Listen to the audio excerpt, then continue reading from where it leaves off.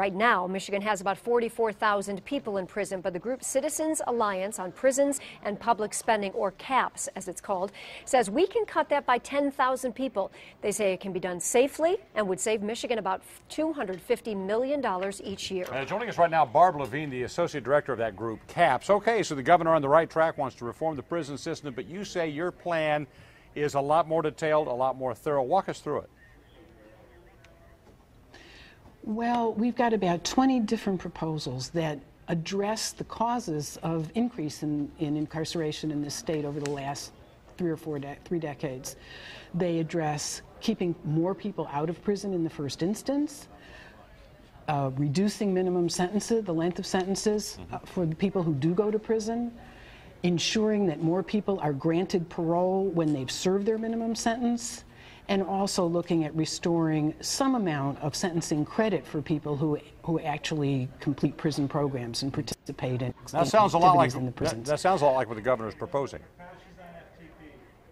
Oh, we're very consistent with the governor's proposals. I think we've just got a series of very detailed steps, and we've put estimated bed savings with each of these proposals. So I don't think we're inconsistent with the governor at all, and we're very grateful that he's taken the lead in urging reform of the correction system. We have a lot of people in Michigan prisons who at this point are very low risk. We lock up juveniles and treat them as adults. At the other end of the spectrum, we have a lot of aging prisoners, because when in the 80s and 90s you give people very long, harsh sentences, what you end up with is aging prisoners who are using walkers to get around prison housing units.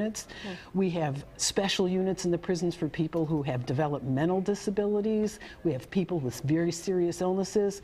A lot of people who would be very low risk to release. And you know that there will be people who hear prison reform and whatnot and think, how are you going to safeguard that it is not the violent offenders who are going to be let out of early and put other people at risk in the community?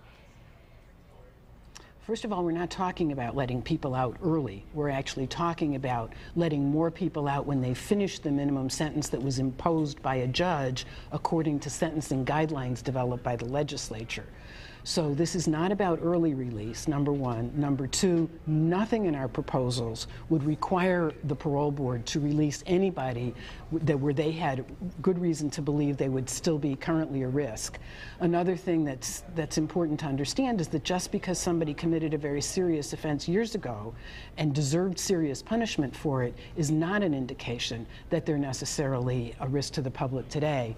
In fact, research shows that people who've committed homicide. Oh, I'm sorry to interrupt you there. You estimate this could save $250 million here. Do you think lawmakers that's going to get their attention? Well, we certainly hope so. And in fact, there's been a real bipartisan effort nationally and in Michigan in the last few years to start focusing on some of these proposals. And there are some pieces of legislation already before the House Criminal Justice Committee. One would change the law on mandatory 2-year consecutive sentences for possessing a firearm while committing a felony. Another one would create a presumption of parole after serving the minimum for people who are very low risk, who are at low risk for reoffending.